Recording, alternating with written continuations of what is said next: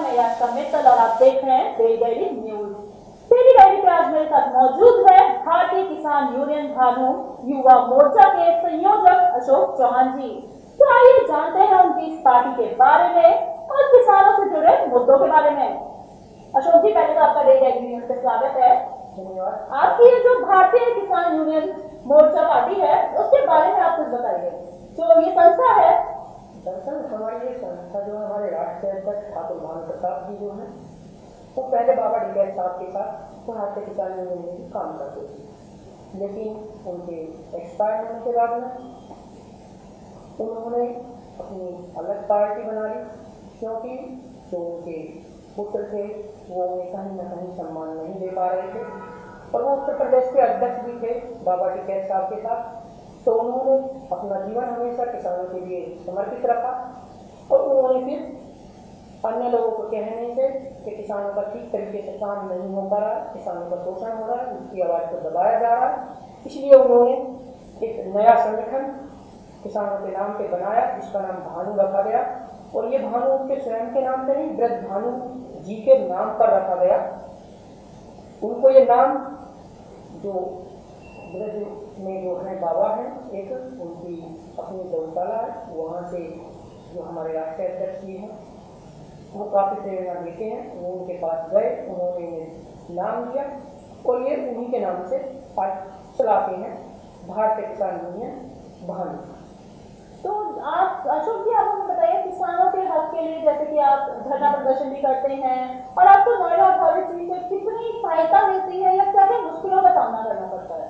सबसे पहले तो ये कि इस नोएडा अथॉरिटी को 1976 में जब यहाँ बसाई गई तो इसका पर्पज था कि यहाँ दिल्ली के तलहट में होने के कारण यहाँ रोजगार नहीं थे, किसान परेशान था। दिल्ली में काफ़ी भीड़ भाड़ होने के कारण कोई औद्योगिक क्षेत्र चाहिए था, यहाँ पे उद्योग के लिए भूमि ली गई। लेकिन बड़ी शर्म होती है जब जी न्यूज जैसे चैनल्स के अवार्ड में नोएडा प्राधिकरण को बेस्ट हाउसिंग का लिए चयन किया जाता है, ना कि बेस्ट इंडस्ट्री के लिए। इन्होंने यहाँ पे हाउसिंग की बिल्डिंगें बना दी, किसान को उसकी जो ज़मीन है, अगर मैं बात करूँ यहाँ सेक्टर 5 हरौला के जहाँ से शुरू हुआ नोएडा, यहाँ 1 रुपये 2 रुपये मीटर में उनकी भूमि खरीदी गई। आज वो किसान अपनी भूमि के सापेक्ष 10% के प्लॉट मांगता है तो उसे प्लॉट नहीं दिए जाते। एक नया नाम मिला यहाँ पे, पहले कहते थे उत्तर प्रदेश हो या भारत हो, पहले किसान को अन्नदाता कहा जाता था, लेकिन जब से योगी जी उत्तर प्रदेश के मुख्यमंत्री बने हैं तब से इनका एक नया नामकरण भारतीय जनता पार्टी ने कर दिया है, भू माफिया। यानी कि जो भूमि का स्वामी उल्टा उसी को माफिया और जो यहाँ पे बिल्डर्स वो उसके मालिक। ये नोएडा प्राधिकरण और भारतीय जनता पार्टी की देन 2018 में मिली है, जिसका शायद आज जो चुनाव हुआ उसका नतीजा भी भुगतना पड़ा। और आगे भी अगर यही कार्य इन्होंने जारी रखा तो यहाँ के किसान और गरीब लोग जो परेशान किए जा रहे हैं उससे भी भयंकर 2019 के नतीजे होंगे। मैं आपसे ये जानना चाहूँगी और अपने दर्शकों को ये बताना चाहती हूँ, किसानों की एक्चुअली प्रॉब्लम क्या है, मतलब किसानों की क्या मांग है, किसानों को क्या प्रॉब्लम है? किसान यहाँ पे जब नोएडा इंडस्ट्री यहाँ लगाने की बात हुई तो लोगों ने सोचा हमें रोजगार मिलेगा, सर्वप्रथम उसे यहाँ पे रोजगार नहीं मिलेगा। आज नोएडा में अगर कोई मालिकगिरी का काम भी करता है तो मुझे लगता है किसान से बेहतर कृषि के बारे में कोई नहीं जानता होगा, ना ही पेड़ पौधों के बारे में जानता होगा। लेकिन यहाँ उस किसान को यहाँ जो नोएडा में ग्रीन भी बनाई गई है उसमें भी उसको नौकरी नहीं दी जाती, सर्वप्रथम उसे नौकरी नहीं मिलती, उसके बाद उसके बच्चों को शिक्षा नहीं मिलती। यहाँ के बड़े बड़े कॉलेजेस देख लें, दिल्ली यूनिवर्सिटी से भी संबंधित हैं, कुछ यहाँ पे यूपी से संबंधित है, लेकिन उनके बच्चों को सबकी नज़र से देखा जाता है, एडमिशन नहीं दिया जाता कि आप गांव के लोग हैं। अरे गांव को ही तो शहर बनाना है हमें, लेकिन हम उसे अगर गांव को गांव छोड़ देंगे तो फिर वो शहर कैसे बनेगा, कैसे उनके बच्चों का विकास होगा? ये तो वही वादा हुआ कि अमीर आदमी हमेशा अपने लिए एक गरीब व्यक्ति चाहता है जो उसके घर में झाड़ू पोछा करता है। ये क्या उन किसान के बच्चों को वही बना के रखना चाहते तो वो आजीवन भर इनके लिए किसानी करते रहें। दूसरा, यहाँ पे उस किसान ने फिर जब अपनी भूमि दी थी उसके बच्चों के लिए कि ठीक है रोजगार मिल जाएगा, शिक्षा मिल जाएगी, वो दोनों चीज नहीं मिली। उसके बाद में उसने सोचा चलो कुछ पैसे मिलेंगे, एक अच्छा घर बनाएंगे। इन किसानों के जो पढ़े लिखे अगर होते, हम जब यहाँ नोएडा 19 क्षेत्र में बसा उस समय हम बात करें यहाँ शिक्षा दर कितनी थी, कुछ नहीं था। यहाँ शिक्षा के नाम पे आप उठा के देखें जिन लोगों ने मुआवजे उठाए हैं उसमें मोर देन 80% लोगों ने अंगूठे लगाकर मुआवजे उठाए। तो ये पता नहीं है कि क्या उस पेपर पर लिखा था क्या नहीं लिखा था, उन्होंने अंगूठे लगा दिए नहीं। उसे वो मुआवजा दे दे के मुआवजा मिला, कोड़ियों के भाव में जमीन ले दी गई। आज उसके घर की जो जमीन है उसका चूल्हा तक इन लोगों ने खरीद लिया। ADMLA साहब अपने ऑफिस में बैठे, उन्होंने वहीं से अधिग्रहण किया। आपको मैं बता दूं कुछ ऐसी संस्थाएं हैं सरकारी जो बनी हुई हैं, नोएडा में वो कमरे बनाकर दिए, स्कूल बनाकर दिए, और तब उसको नोएडा प्राधिकरण ने अपने यहाँ से विकसित करके दे दिया। लेकिन हमारा जो एडमिनिस्ट्रेशन विभाग है ADM साहब ने वो अधिग्रहण कर दिया वहीं पे बैठ के, वो खामियां इन्होंने मानी। अगर उस किसान को ये उसका जमीन लौटा दें, आज यहाँ पे बिल्डर्स आके बसे हैं, सब चीज़ें, अगर वो किसान ही यहाँ नहीं होगा जिसने उसे अपनी भूमि को बसाया, कम से कम उसके बच्चों के रहने के लिए तो जगह चाहिए। उस किसान ने चाहा क्या, उसके लिए व्यवस्था हुई तो वो किसान पहले स्वयं था, अब उसके बच्चे हुए, जहाँ वो अपने पशु बांधता था उसने उस छोटे घर को छोड़ के वहाँ जाके रहना शुरू किया। उनके आज बच्चे हुए, वो जहाँ गाँव के बरोबर में खेत था वहाँ जाके उसने घेरा, वहाँ जाके वो रहने लगा। आज आप जहाँ उसके पशु थे आप उसे भूमाफिया कहते हैं उस भूमि को, जहाँ उसका खेत था जाके वो वहाँ रहने लगा क्योंकि उसका परिवार वृद्धि कर रहा था। तो क्या आज सोचूं मैं कि जो आज योगी जी कह रहे हैं उस चीज को बहुत पहले माननीय प्रधानमंत्री इंदिरा गांधी जी ने कहा था, और जो नसबंदी चलाई थी, क्या आज उस किसान के अगर बच्चे नहीं होते तो शायद ये समस्या उत्पन्न न होती। अगर ये बड़ी शर्म की बात है कि उस किसान को रहने के लिए भूमि नहीं, वो ये कहते हैं कि हम आपके बच्चे के लिए 450 मीटर छोड़ देंगे। यहाँ एक इंडस्ट्री वाला जो है, जो हमारे MP MLA साहब हैं, वो रहते हैं 2000-4000 स्क्वायर मीटर की कोठी में, और वो किसान जिसकी भूमि पर उसकी कोठी बनी वो है 400 मीटर में। सबसे पहले हमें चाहिए, पिछले 1 वर्ष में यहाँ पे जो उत्तर प्रदेश की सरकार चला रही है, योगी सरकार, तो सिर्फ यहाँ नोएडा प्राधिकरण में बिल्डर्स और बायर्स, सिर्फ इन्हीं की बात कर रही है। क्या उन्होंने सोचा कि किसान जो उलझ रहा है, जो किसान बार बार धरना प्रदर्शन कर रहा है, क्यों ना हम 6 महीने सिर्फ इस किसान की ही बात सुन ले, बिल्डर और बायर्स को बाद में लेके आए। अगर एक किसान अपनी भूमि पे स्टे लगा देता है कोर्ट से लाके, तो जहां उस बिल्डर ने भूमि खरीदी उसका प्रोजेक्ट रुक गया, जिस बायर्स ने उस बिल्डर से मकान खरीदने के लगाया वो रुक गया, सिर्फ इसके लिए, सिर्फ उस किसान के एक स्टे आने की वजह से। अगर उस किसान की पीड़ा को सुन लिया जाता तो ना तो ये आज बवाल होता, न बिल्डर्स और बायर्स की मीटिंग करानी होती, ना ये यहाँ फ्रॉड बिल्डर्स पैदा हुए। तो ये जो आपकी संस्था है वो किसानों की कैसे हेल्प करती है? आप क्या क्या करते हैं जिससे किसान को उनकी जमीन मिलती है, उनको जो चाहिए, उनको शिक्षा मिलती है, उनके बच्चों को? आपकी संस्था इसका इसमें क्या योगदान है? हमारी संस्था जो है, पहले तो ये कि हम उस संस्था के कार्यकर्ता भी हैं, प्लस हम यहाँ के किसान भी हैं। हम ये कहें कि हम उस संस्था के नाम पे अपनी ही लड़ाई को स्वयं लड़ रहे हैं, क्योंकि मैं स्वयं एक किसान का बेटा हूँ।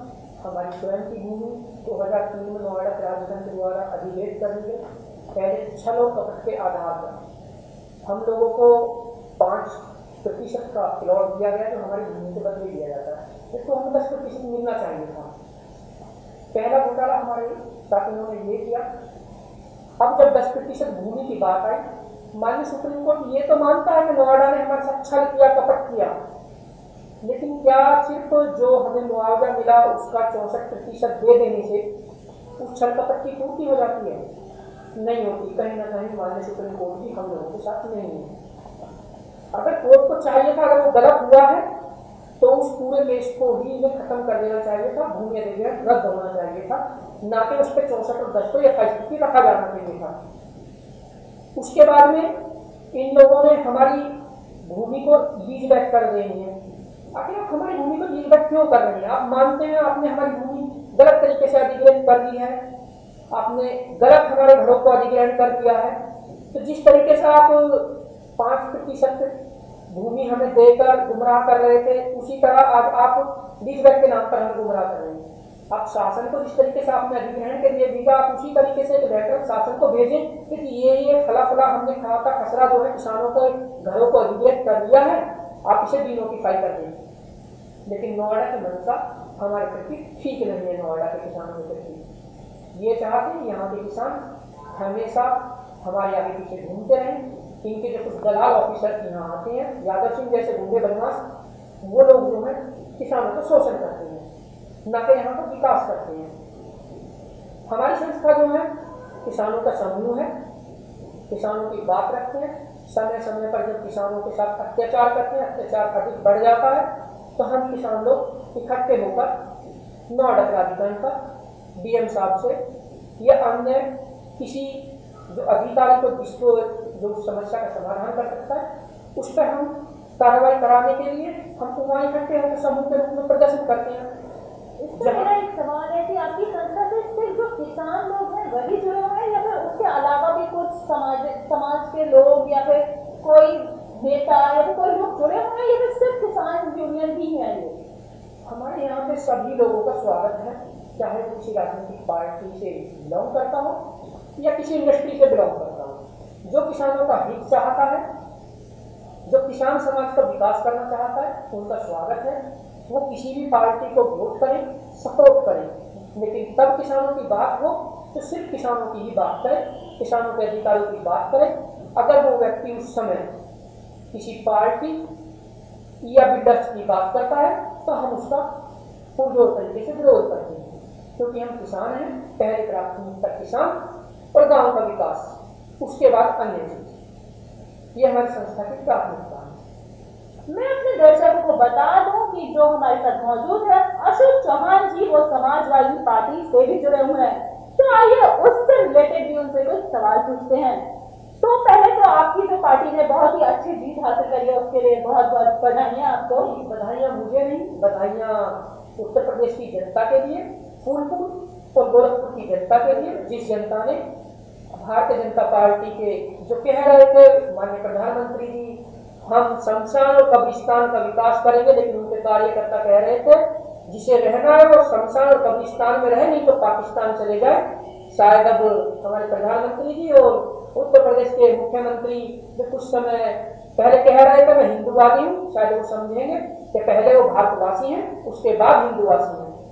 तो इस पर मेरा सवाल कि आप जैसे नोएडा के किसानों के लिए हक की लड़ाई करते हैं, तो हर जगह पर बीजेपी की सरकार है और आप समाजवादी पार्टी से आते हैं, तो एक तो किसानों की लड़ाई, ऊपर से अपोजिशन पार्टी, तो कितना मुश्किल है लड़ना इन लोगों से और कितना सहयोग देती है बीजेपी आपको इस चीज में?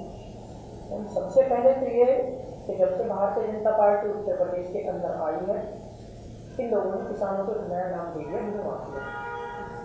जो किसान को किसान कहने में और किसान को अन्नदाता मानने में शर्म करती हो, वो फिर पार्टी किस चीज? पहले तो उन्हें ये सोचना चाहिए कि वो जिस कुर्सी पे बैठे हैं, सुबह से शाम तक जो नेतागिरी करते हैं, वो शाम को जो निवाला खाने जाते हैं, वो पूछें और पता करें वो किस कष्ट कमाई से कमाया गया है, उसे कमाने में और बनाने में कितनी मेहनत उस किसान ने लगाई है। वो चिलचिलाती धूप में जिस 50 डिग्री सेल्सियस के तापमान में हमारे नेता लोग जो हैं वो एसी में बैठे हुए होते हैं, उस समय हमारे किसान चिलचिलाती धूप में अपने खेतों में उस अन्न को उगा रहा होता है। तो पहले उसका सम्मान करना सीखे। आज ऑफिसों में जाते हैं, हम नोएडा प्राधिकरण में आते हैं, वहाँ देखते हैं अधिकारियों की भाषा आम जनता के साथ उचित नहीं है। उनकी भाषा एक तानाशाही तरीके से वो हम पर यूज करते हैं कि ठीक है देख लेंगे आपका काम। उन्हें चाहिए कि उस किसान को सबसे पहले बैठाएं, उस किसान की बात को सुने। तब तक हम हमारे जो सरकारी अधिकारी हैं, वो सरकारी अधिकारी है तो आम जनता का नौकर जो है वो नेता होता है। जिस नेता को चुनते हैं वो नेता ये कहता है मैं आपका काम करूंगा, जनता चुनती है अपने लिए एक नौकर, जिसे हम लोग कहते हैं नेता। और उस नेता अपनी व्यवस्था को चलाने के लिए रखता है सारे सिस्टम को, अधिकारियों को, जिन्हें हम कहते हैं सरकारी अधिकारी। सत्ताएं आती जाती है लेकिन अधिकारी वही रहते हैं। अगर अधिकारी बेलगाम हो जाते हैं तो सरकार उसको उस पर अंकुश लगाना चाहिए। उन अधिकारियों को चाहिए कि जो लोग उनके यहाँ आते हैं समस्याएं लेके आते हैं उनकी समस्या सुने, लेकिन वो अधिकारी सुनते नहीं है, क्योंकि प्रदेश के मुखिया माननीय योगी जी ने उन्हें इतनी खुली छूट दे दी है कि आप जहां मर्जी जो चाहे करें, जो चाहे बोले, ठीक है, लेकिन जनता जो कहे वो गलत है। आज इस उत्तर प्रदेश में शिक्षक रोड पे है, किसान रोड पे है, अगर युवा नौकरी मांगने जाता है वो रोड पे है, उस पर लाठीचार्ज लखनऊ में हो रहा है। उस युवा को सिर्फ क्या दे दिया माननीय मोदी जी ने, कह के अपने धीरू भाई अंबानी जी के सपुत्र से 1 GB डाटा दे दिया कि आप सुबह से शाम तक फेसबुक और व्हाट्सएप चलाइए, आप सिर्फ वहां बिजी रहिए। जो कुछ मेरे भाई उससे बाहर निकले उन्हें सिर्फ हिंदू युवा वाहिनी में आप चलिए। सवाल है कि आपको नहीं लगता अखिलेश जी ने लैपटॉप दिया तो उसके काम, लैपटॉप में जो काम होता है उसके मोदी जी ने ये दे दिया। लैपटॉप दिया तो उस लैपटॉप को योगी ने आके बंद तो कर दिया, जिस बैग को दिया वो बैग भी बंद कर दिया। कहाँ वो बैग है? अभी मैं देख रहा था अपने गिद्धौर सेक्टर 73 में सर्दियां निकल गई है, पिछले महीने वहां मोजे और जूते मिले। अरे पूरी सर्दी निकल गई, आप जूते और मोजे नहीं दे पाए। योगी जी आप उत्तर प्रदेश को कहाँ से चला पाएंगे? उत्तर प्रदेश में जिस आप गोरखपुर सीट को हारे, आपको सोचना चाहिए था जहाँ आपके स्वास्थ्य मंत्री जी कह रहे थे ये तो अखिलेश जी की राजनीति है, अखिलेश जी ने इन बच्चों को मरवा दिया, उन्होंने ऑक्सीजन के सिलेंडर समय पर नहीं पहुंचने दिए। आज इस जनता ने आपको बता दिया कि सिलेंडर आपने समय पर नहीं पहुंचाए या हमारे राष्ट्रीय अध्यक्ष जी ने नहीं पहुंचाए वहां पर। सच्चाई ये है, आप जमीन पे काम करेंगे तो आपको जनता स्वीकार करेगी, अगर आप काम नहीं करेंगे जनता आपको नकार देगी। इसका जीता जागता परिणाम है। जिन्हें आप कहते हैं कि 60 साल सत्ता की, 60 साल सत्ता की, 5 साल आपको पूर्व में सरकार ने दिया अटल बिहारी वाजपेयी जी को, आप 5 साल नहीं चला पाए, अब फिर आपको 5 साल मिले हैं। आप 19 में शायद आपकी यही कार्यशैली रही तो नहीं आएंगे, ये दावा भी है। आपकी पार्टी ने इनको हटाने के लिए जो बुआ जी से हाथ मिलाया है, देखो हमारे राष्ट्रीय अध्यक्ष जी अगर अपनी बुआ जी से हाथ मिला लेते हैं तो कौन सी शर्म वाली बात है? आखिर वो है तो उनकी बुआ जी ही ना। तो ये बुआ जी और भांजे की ये जोड़ी कैसे रहेगी 2019 में? आप क्या हो बुआ जी और भतीजे की जोड़ी? बुआ जी और भतीजे की जो जोड़ी है ये नतीजा तो आज देख ही लिया है। उत्तर प्रदेश से 80 सीटें जाती हैं, अगर बुआ जी और हमारे राष्ट्रीय अध्यक्ष जी एक साथ आते हैं क्योंकि अभी तो ये सिर्फ ट्राई के तौर पर आदेश दिया था कि हमारे जो एक दूसरे के कार्यकर्ता हैं उस समन्वय के साथ इस चुनाव को जीते। कार्यकर्ताओं ने बखूबी ये करके दिखा दिया है। अभी जो कहीं ना कहीं छोटी मोटी अगर कोई 30 बची होगी वो भी आने वाले 19 तक वो खत्म कर दी जाएगी। तो माननीय योगी जी और मोदी जी को सोचना होगा तो उत्तर प्रदेश की जो 80 सीटें हैं, अगर इनमें से हम 60 से 65 सीटें, अगर उत्तर प्रदेश में 80 सीटें हैं, अगर इसमें हम 60 से 65 सीटें अगर जीत जाते हैं तो फिर केंद्र में भारतीय जनता पार्टी की सरकार नहीं बनेगी। ये उत्तर प्रदेश के मुख्यमंत्री योगी आदित्यनाथ और माननीय प्रधानमंत्री जी समझ लें, क्योंकि अगर प्रदेश में प्रदेश की जनता का काम नहीं होगा तो हार सुनिश्चित होगी। 60 साल वालों को इसी जनता ने बाहर निकाल दिया क्योंकि जनता से संवाद नहीं हुआ। ये उस पार्टी के राष्ट्रीय अध्यक्ष माननीय राहुल गांधी जी ने भी एक्सेप्ट कर दिया और ये यहीं पे मोदी जी को भी सोचना पड़ेगा कि उसके नेता जो हैं, उनके जो सांसद हैं, मंत्री हैं, वो जनता से संवाद नहीं कर पा रहे। जनता से संवाद नहीं करेंगे तो हार जाएंगे। रही बात हमारे यहाँ की उत्तर प्रदेश की, तो उत्तर प्रदेश में आप भारतीय जनता पार्टी ने जो काम किया है, आज जो उनकी हार हुई है वो सीधा सीधा देखा जा सकता है। उन लोगों ने जो कहा था कि अभी हम लोग उत्तर प्रदेश का विकास करेंगे, शमशान और कब्रिस्तान की बात करते हैं। आज के चुनाव नतीजे इनके कार्यकर्ताओं को सीख देंगे कि शमशान और कब्रिस्तान में कौन रहेगा, पाकिस्तान में कौन रहेगा।